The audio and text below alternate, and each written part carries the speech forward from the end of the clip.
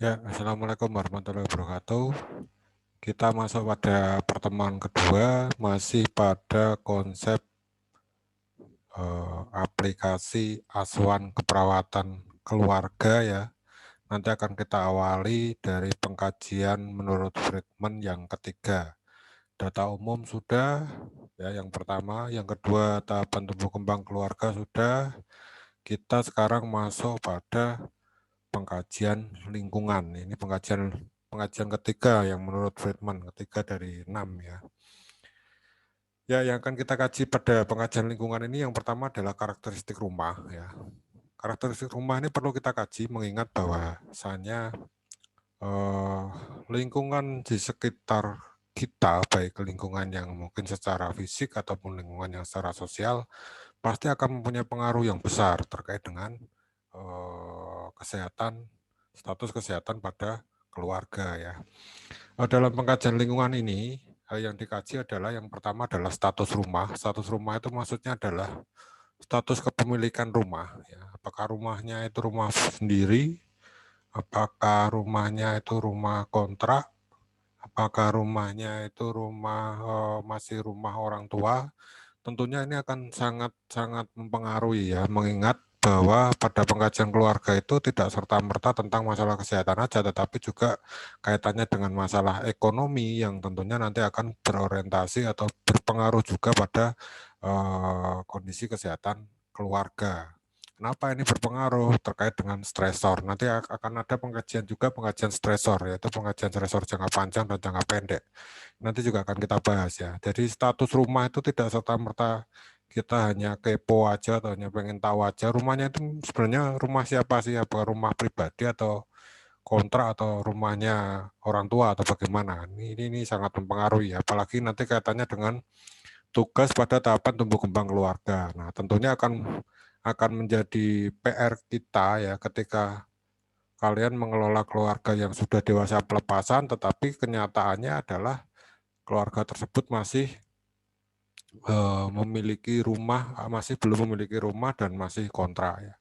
Itu akan menjadi stresor tersendiri keluarga dan tentunya akan berorientasi pada kesehatan juga. Kemudian tipe rumah, ya ini tipe rumah, kemudian perincian denah rumah, nanti kita kalian gambarkan denah rumahnya ya, kita gambarkan ada berapa kamar, ada berapa pintu, kemudian terdiri dari apa saja, bagaimana peletakan dapur, bagaimana peletakan tempat tidur, bagaimana jendela, apakah pencahayaannya kurang atau tidak, dan lain sebagainya itu nanti kita kaji ya. Dan mahasiswa nanti membuat denah rumah. Ya, kalau membuat denah itu jangan lupa, saya masih banyak menemukan mahasiswa tingkat 3 buat denahnya ini utaranya di bawah, tidak di atas, karena itu kalau utara di atas itu di mana-mana kalau membuat denah utaranya di atas ya, sehingga kita satu persepsi. Jadi kalau orang yang baca itu dimanapun tempatnya, siapapun orangnya tentunya akan berorientasi bahwa utara itu di atas ya. Biasanya mahasiswa lupa di situ. Kemudian luas rumah, jumlah ruang, ya, jumlah jendela, pemanfaatan ruangan, peletakan perabotan rumah tangga, ini juga dikaji ya.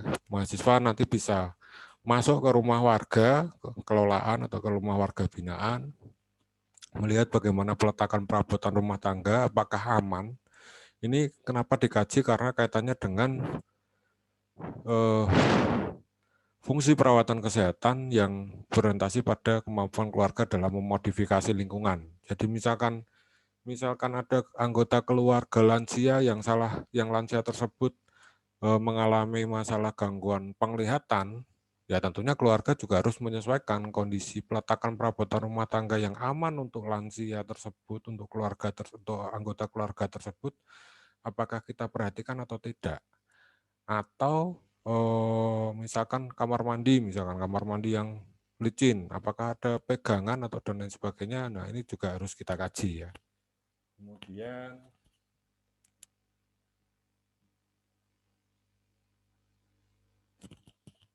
sumber air minum yang digunakan, kalau air minum apakah artetis, apakah air minum kemasan ya. Kalau sekarang itu biasanya hampir sebagian besar itu menggunakan air minumnya adalah air minum kemasan ya, menggunakan air minum kemasan. Apakah air minum kemasan itu air minum kemasan yang masih mentah atau tanpa merek yang harus direbus dulu atau bagaimana?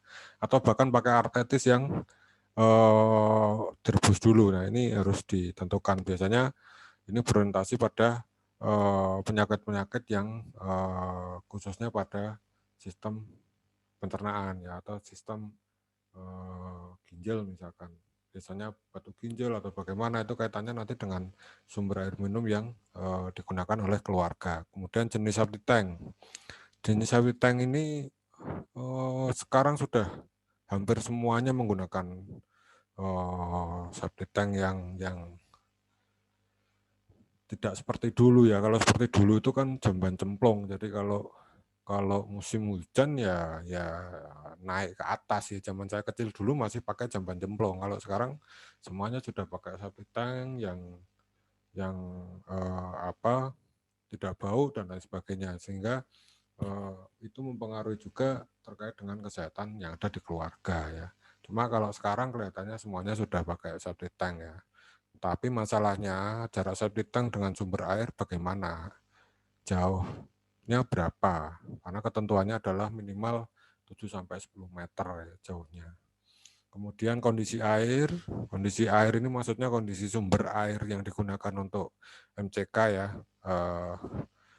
Bagaimana kesehatan airnya, apakah berbau, apakah berwarna, kemudian kejernihannya bagaimana, itu kita kaji. Kemudian sistem pembuangan sampah.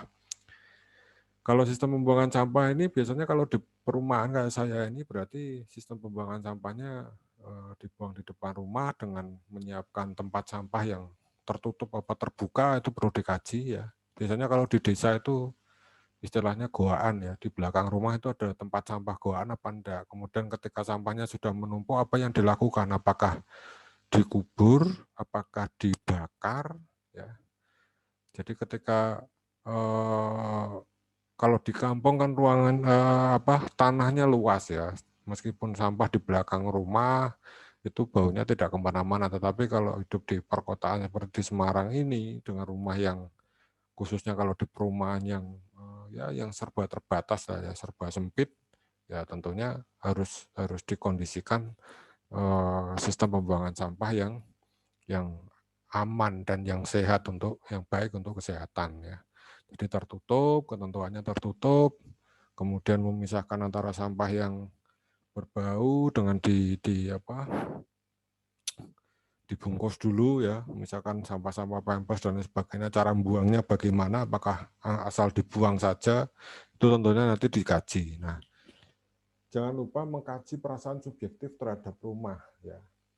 Ada tidak adanya bahaya keamanan, puas atau tidak puas dari segi anggota keluarga dengan penataan rumah, serta pengetahuan keluarga mengenai masalah kesehatan yang berkaitan dengan lingkungan. Ya. Jadi kita misalkan mengkaji seperti apa keluarga atas rumah yang dimiliki saat ini, puaskah atau mungkin ada beberapa hal yang dirasa masih belum sesuai dengan ekspektasi keluarga yang sebelumnya atau bagaimana. Kemudian kaitannya dengan masalah-masalah kesehatan yang bisa ditimbulkan oleh lingkungan yang berkaitan dengan lingkungan, apakah keluarga sebelumnya sudah pernah mengetahui atau sudah pernah mendapatkan edukasi, misalkan kebersihan air, kemudian pemanfaatan air minum, kemudian tadi sampah tadi, itu apakah sudah ada edukasi dan keluarga apakah tahu apa tidak ketika hal-hal yang mungkin tidak sesuai dengan ketentuan lingkungan yang sehat, itu seperti apa efek atau resikonya, itu harus kita kaji. Kemudian karakteristik tetangga dan komunitas RW. Ya, ini menjelaskan mengenai karakteristik dari tetangga dan komunitas tempat. Jadi meliputi kebiasaan lingkungan, kemudian aturan, budaya, kemudian persepsi keluarga terhadap komunitas. Jadi kita mengkaji pendapat keluarga tentang lingkungan yang ada di tempat tinggalnya itu seperti apa secara sosial ya, secara sosial seperti apa. Apakah care, apakah baik hubungan antara keluarga satu dengan keluarga yang lainnya dalam lingkungan tersebut, kemudian bagaimana kebiasaan lingkungan itu, bagaimana proses kebiasaan-kebiasaan yang mengguyupkan warga di lingkungan itu, apakah ada kegiatan-kegiatan khusus dan lain sebagainya, itu kita kaji. Biasanya kalau bapak-bapak itu ada arisan, kalau ibu-ibu ada ibu-ibu dawis, dasawisma itu, kemudian ada kegiatan-kegiatan kerohanian, ya itu yang ada di lingkungan keluarga tersebut seperti apa, itu kita kaji. Kemudian mobilitas geografis keluarga ini ditentukan dengan kebiasaan keluarga berpindah tempat. Ya, jadi ini juga dikaji. Ini sebenarnya juga secara tidak langsung terkaji pada pengkajian lingkungan tadi, pengkajian lingkungan di awal kepemilikan rumah. Ya, ini juga terkaji pada mobilitas geografis keluarga. Jadi, apakah keluarga sering berpindah-pindah tempat? Ya, yang sering berpindah tempat ini biasanya kaitannya dengan pekerjaan ya, dengan pekerjaan juga, dengan kondisi kepemilikan rumah juga, dengan kondisi konflik keluarga juga. Jadi banyak hal yang membuat atau mempengaruhi keluarga ini mempunyai kebiasaan untuk berpindah tempat. Kemudian berapa lama keluarga tinggal di daerah ini atau di rumah tersebut, ini juga mempengaruhi karena tentunya berapa lama keluarga tinggal pada lingkungan tersebut juga akan mempengaruhi kepercayaan keluarga terhadap budaya sosial di lingkungan itu. Jadi kalau saya sudah tinggal di rumah saya ini sudah sekitar 15 tahun misalkan, berarti saya tentunya juga akan menyesuaikan dengan kondisi budaya yang ada atau yang tempat yang lingkungan saya tempati ya, tempat tinggali. Kemudian bagaimana keluarga mencapai fasilitas kesehatan? Ini diperhitungkan jarak ya, diperhitungkan jarak juga, kemudian diperhitungkan sarana transportasi juga.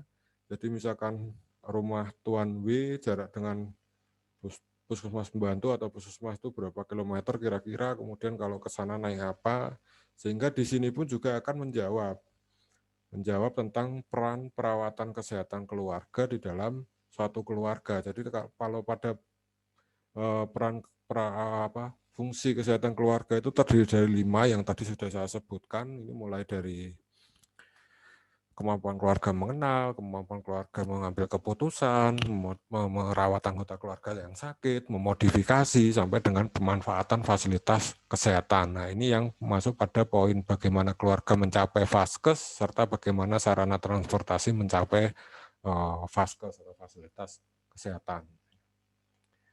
Kemudian perkumpulan keluarga dan interaksi dengan masyarakat, menjelaskan mengenai waktu yang digunakan keluarga untuk berkumpul. Ya.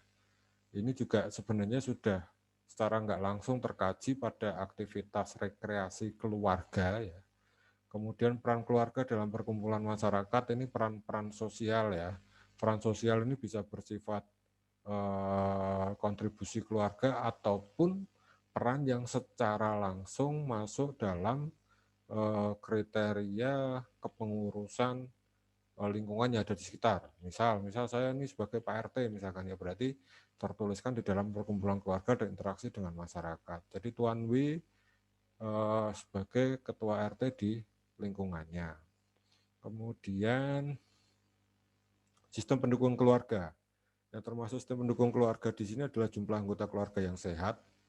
Ini juga secara tidak langsung terkaji ya pada pengkajian data umum, data demografi itu, nama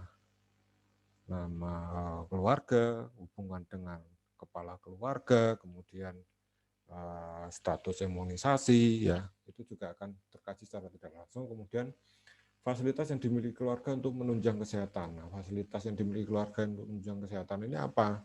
Ini mencakup pada fasilitas fisik, ya, fasilitas psikologis atau dukungan dari anggota keluarga, dan fasilitas sosial atau dukungan dari masyarakat setempat. Jadi kalau fasilitas fisik ini misalkan kalau dalam hal ini keluarga sudah terdaftar sebagai peserta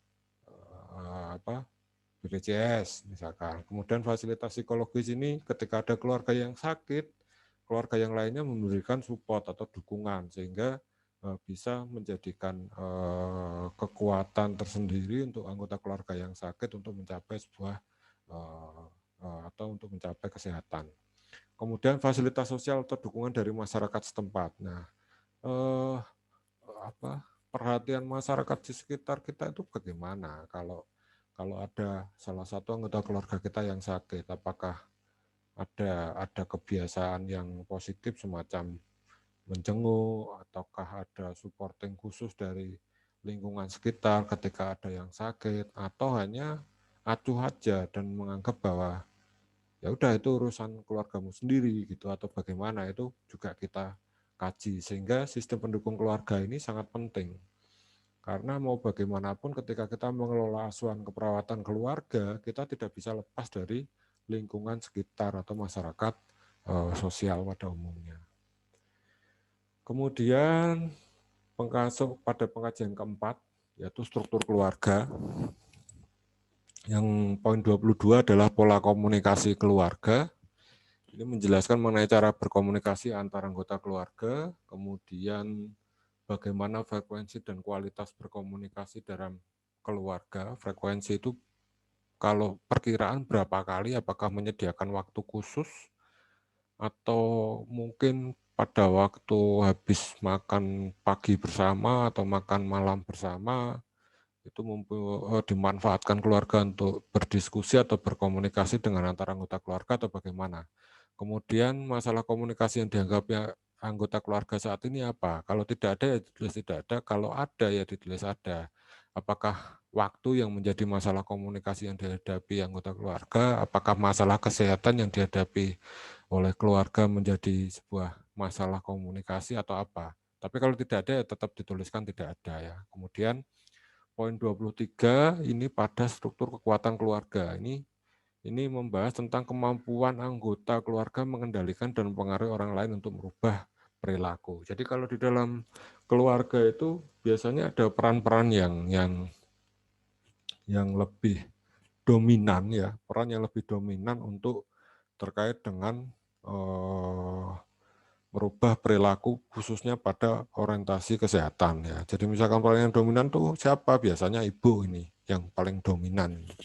Jadi ketika ada anggota keluarga yang sekiranya perilakunya menyimpang pada kesehatan, ya tentunya yang memiliki peran dominan tersebut berperan aktif ya.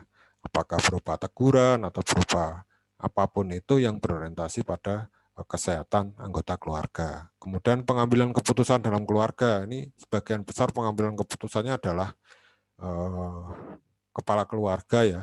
Dalam hal ini ayah ya biasanya, karena peran pengambilan keputusan itu diambil oleh kepala keluarga. Tetapi bukan berarti kepala keluarga itu semuanya pasti ayah, enggak. Ibu pun juga bisa berperan sebagai kepala keluarga ya. Jadi jangan disalahartikan arti kepala keluarga itu harus laki-laki dan seorang ayah, enggak, tidak semuanya seperti itu.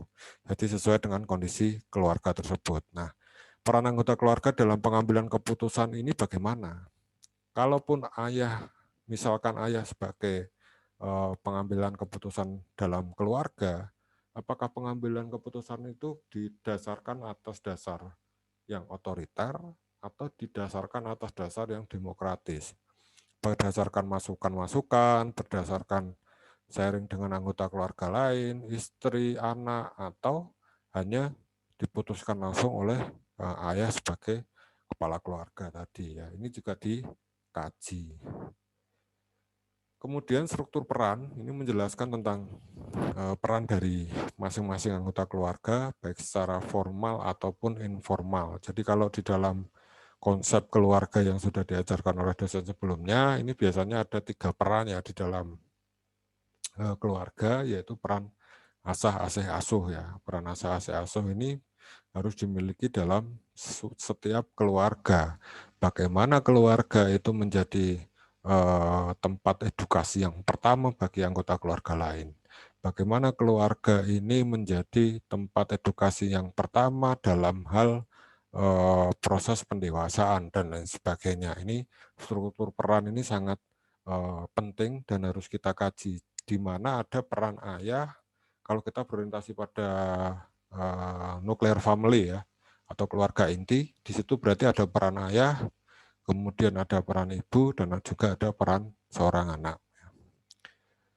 Kemudian selanjutnya nilai dan norma keluarga nih. Untuk nilai dan norma keluarga ini menjelaskan mengenai nilai norma yang dianut keluarga yang berhubungan dengan kesehatan. Ini salah satunya tadi juga sudah saya jelaskan. Secara tidak langsung juga sudah mengkaji. Norma-norma di dalam keluarga itu apa saja? Apakah norma itu bersifat budaya atau norma itu bersifat kebiasaan yang sudah dijalankan keluarga atau bersifat tertulis atau tidak tertulis? Ini kita kaji ya. Misalkan kalau seorang anak perempuan keluar malam ya maksimal jam 9 sampai rumah. Jadi karena itu sudah menjadi kebiasaan, jadi kalau anak yang keluar malam dalam keluarga tersebut jam 9 pasti harus sudah sampai rumah. Nah, itu tertulis apa tidak? Biasanya tidak tertulis, tapi karena sudah terbiasa disampaikan oleh ayah ataupun ibu dalam keluarga tersebut, itu menjadi sebuah norma kebiasaan yang secara langsung ataupun tidak langsung, mau atau tidak mau harus diikuti oleh si anak tadi, sehingga norma itu dijalankan karena proses kebiasaan yang sebelumnya sudah dilaksanakan. Kemudian kita masuk pada pengkajian yang kelima, yaitu pengkajian fungsi keluarga. Ini yang pertama adalah pengkajian pada fungsi afektif. Ini mengkaji gambaran diri anggota keluarga, perasaan memiliki dan dimiliki keluarga. Ya, ini harus kita kaji satu persatu ya.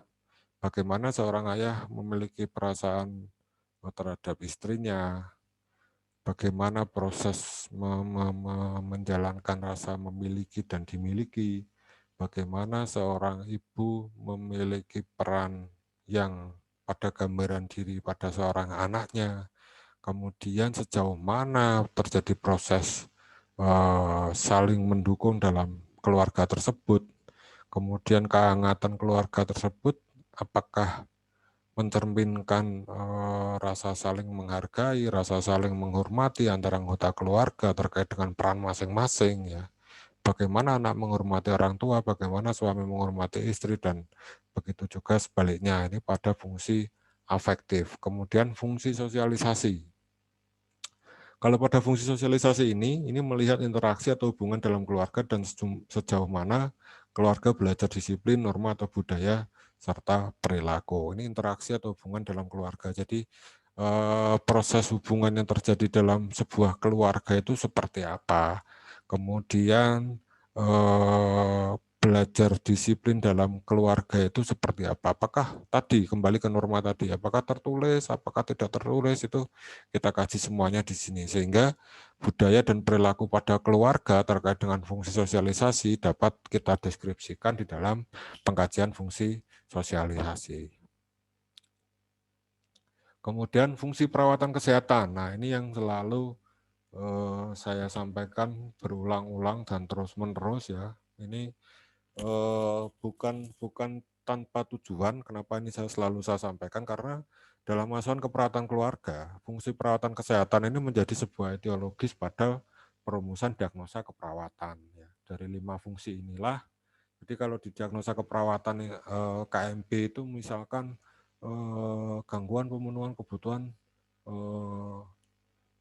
kebutuhan cairan dan elektrolit berhubungan dengan apa misalkan. Nah, kalau di keperawatan keluarga ini berhubungannya ya berhubungan dengan fungsi perawatan kesehatan. Jadi misalkan ketidakmampuan keluarga dalam merawat ketidakmampuan keluarga terkait dengan penyakit ISPA yang dialami oleh anak S berhubungan dengan ketidakmampuan keluarga dalam memanfaatkan pelayanan kesehatan yang ada. Ya, itu contoh ya, itu contoh ideologis bahwa fungsi perawatan kesehatan ini menjadi suatu hal yang harus dan wajib dihafalkan oleh seluruh mahasiswa ya. Karena dalam asuhan keperawatan keluarga semuanya ini berorientasi pada fungsi perawatan kesehatan. Bahkan judul pun tadi di awal atau di pertemuan pertama juga sudah saya sampaikan bahwa fungsi perawatan kesehatan ini menjadi orientasi pada sebuah judul pada asuhan keperawatan keluarga. Ya, tadi di awal saya menyampaikan bahwa misalkan judul asuhan keperawatan keluarga pada Tuan W dengan tahapan tumbuh kembang keluarga usia dewasa pelepasan, ya, Ini kaitannya dengan tahapan tumbuh kembangnya ya. Itu nanti orientasinya apa? Pada fungsi perawatan kesehatan. Mungkin tidak tertuang dalam judul langsung, tapi berorientasi pada fungsi perawatan kesehatan. Yang nanti setelah judul itu selesai, baru kita melihat fungsi perawatan kesehatan yang ada seperti apa. Itu biasanya piramida terbalik ya. Piramida terbalik itu maksudnya mulai dari mengenal masalah kesehatan, ini yang poin A ini. Poin A ini mengenal masalah kesehatan, ini berarti yang paling atas, dan ini menjadi sumber yang terbesar. Sejauh mana keluarga mengetahui fakta-fakta dari masalah kesehatan. Kemudian yang kedua adalah pengambilan keputusan atau tindakan kesehatan yang tepat. Ini piramida yang kedua. Ya, ini lebih kecil tentunya karena piramida terbalik kalau kita bayangkan adalah segitiga yang dibalik ya. Mulai dari mengenal masalah kesehatan, kemudian membuat keputusan atau tindakan kesehatan yang tepat untuk keluarga. Ya, ini nanti kita bahas secara detail pada pengkajian pada fungsi kesehatan, pada fungsi keluarga, pengkajian pada fungsi keluarga. Kemudian kemampuan keluarga dalam memberikan perawatan pada anggota keluarga yang sakit, ya. Apakah keluarga merawat? Kalau biasanya kalau pada kemampuan keluarga mengenal sudah bermasalah, ya berarti poin B, poin 3, poin 1, poin 2, poin 3, ini 1 2 ya, yang ini 3.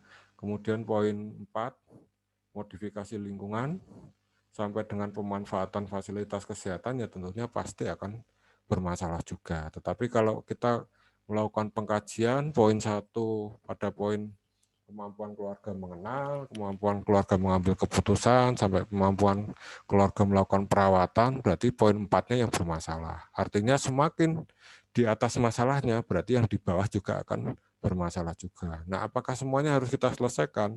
Tidak, yang paling atas dulu yang diselesaikan, karena nanti harus bertahap. Ya. Kita tidak bisa langsung sehingga menyelesaikan 5 pada fungsi perawatan kesehatan yang sudah ada. Jadi harus bertahap. Kemudian fungsi reproduksi yang perlu dikaji adalah berapa jumlah anak. Ini juga pasti nanti sudah terkaji pada pengkajian data umum. Kemudian bagaimana keluarga merencanakan jumlah anggota keluarga, ini terkait dengan program KB ya, biasanya KB ya, program kontrasepsi keluarga lah. Jadi apakah keluarga ini merencanakan jumlah anggota keluarga, berapa anaknya itu kita kaji, kemudian keluarga sampai sekarang itu untuk mengendalikan jumlah anggota keluarganya menggunakan kontrasepsi apa, apakah suntik, apakah pil, apakah IUD, apakah steril itu tadi ya, apakah menggunakan kontrasepsi yang lain, itu harus kita kaji berdasarkan dari fungsi reproduksi. Kemudian fungsi ekonomi, ya, ini sejauh mana keluarga memenuhi kebutuhan sandang, papan, dan pangan. Ya. Kemudian sejauh mana keluarga memanfaatkan sumber yang ada di masyarakat dalam upaya peningkatan status kesehatan keluarga. Ini fungsi ekonomi nanti kita deskripsikan, kita tuangkan dalam pekerjaan keluarga saat ini, kemudian terkait dengan penghasilan pada pekerjaan keluarga tersebut, menghasilkan apa, kemudian berapa, kemudian apakah mencukupi apa tidak untuk kebutuhan keluarga, itu kita kaji dalam fungsi ekonomi keluarga. Kemudian masuk pengkajian yang keenam, yaitu stres dan coping keluarga. Ya, ini stres ini ada stresor jangka pendek dan stresor jangka panjang. Poin 31, kalau stresor jangka pendek ini stresor yang dialami keluarga yang memerlukan penyelesaian dalam waktu kurang lebih 6 bulan. Ya, kurang lebih 6 bulan. Kemudian stresor jangka panjang yaitu stresor yang dialami keluarga yang memerlukan penyelesaian dalam waktu lebih dari 6 bulan. Jadi misalkan yang jangka pendek ini misalkan kurang lebih 6 bulan ya mungkin mohon maaf mungkin sekarang orang tua kalian mahasiswa ini pasti memiliki stresor jangka pendek ini. Kenapa? Karena misalkan pembayaran kuliah anak dalam 1 semester. Nah, ini masuk menjadi stresor jangka pendek. Nah, setiap keluarga juga variatif ya. Tidak semua keluarga mengalami stresor jangka panjang ataupun stresor jangka pendek. Tentunya juga menyesuaikan dengan kondisi. Tapi tidak serta-merta hanya masalah kaitannya dengan biaya ya, tetapi bisa juga stresor jangka pendek ini kaitannya dengan penyakit. Atau misalkan dalam 6 bulan ke depan keluarga akan atau istri akan lahiran misalkan, itu juga bisa masuk di dalam stresor jangka pendek.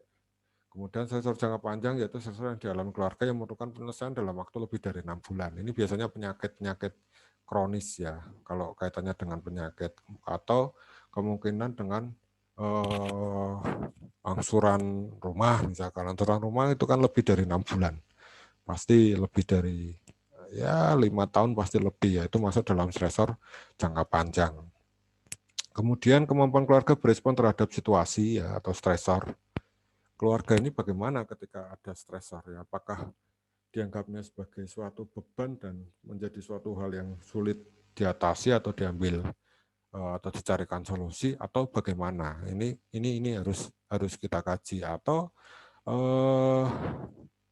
tanggapan anggota keluarga yang lain kaitannya dengan respon terhadap situasi atau stresor itu juga harus kita kaji. Bagaimana dukungan atau peran istri terhadap stresor yang ada. Bagaimana dukungan atau peran suami terhadap stresor yang ada. Jadi yang mengalami stresor ini bisa saja stresor secara umum keluarga, bisa saja stresor secara individu keluarga terkait dengan peran masing-masing, bisa ayah, bisa ibu, bisa juga anak. Ya, ini nanti akan kita narasikan. Kemudian strategi coping yang digunakan. Jadi strategi coping yang digunakan ini keluarga bila menghadapi masalah itu seperti apa? Diskusikah atau pengambilan keputusan sepihakkah, atau bersama-sama mencari celah atau mencari solusi atas masalah pada coping yang dialami oleh keluarga, atau mungkin ada cara lain misalkan melibatkan orang ketiga. Jadi misalkan ada satu keluarga ketika menghadapi masalah harus konsultasi dengan misalkan dalam hal ini guru spiritual atau misalkan Pak Kiai misalkan.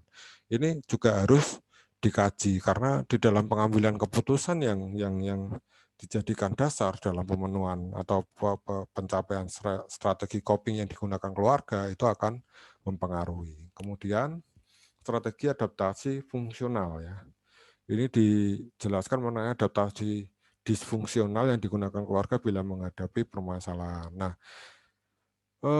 saya rasa masalah disfungsional dan fungsional ini juga menjadi masalah yang sampai sekarang perlu perhatian khusus ya, karena kadang ada anggota keluarga yang tidak adaptif terhadap masalah sebuah keluarga, ada yang acuh, ada yang care banget, ya itu harus kita kaji ya, karena adaptasi terhadap stresor dan coping keluarga pada peran keluarga masing-masing ini sangat sangat berpengaruh, karena kalau keluarga lebih cenderung disfungsional atau tidak sesuai dengan fungsi dan perannya, maka adaptasi itu tidak akan menciptakan solusi yang dijadikan langkah keluarga untuk menyelesaikan masalah atau menyelesaikan stresor pada keluarga. Ya.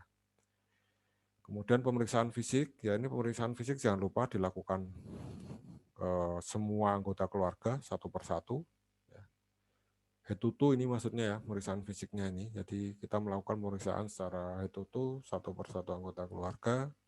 Kemudian harapan keluarga. Jadi pada akhir pengkajian perawat menanyakan, harapan keluarga itu apa? Harapannya itu apa ketika nanti saya mengelola keluarga Tuan W ini selama 2 minggu. Ini harapannya apa? Misalkan berharap bahwa masalah kesehatan yang dialami oleh istri Tuan W teratasi, atau misalkan rematik yang dialami oleh istri dari Tuan W teratasi. Nah, ini salah satu contoh bagaimana harapan keluarga ya.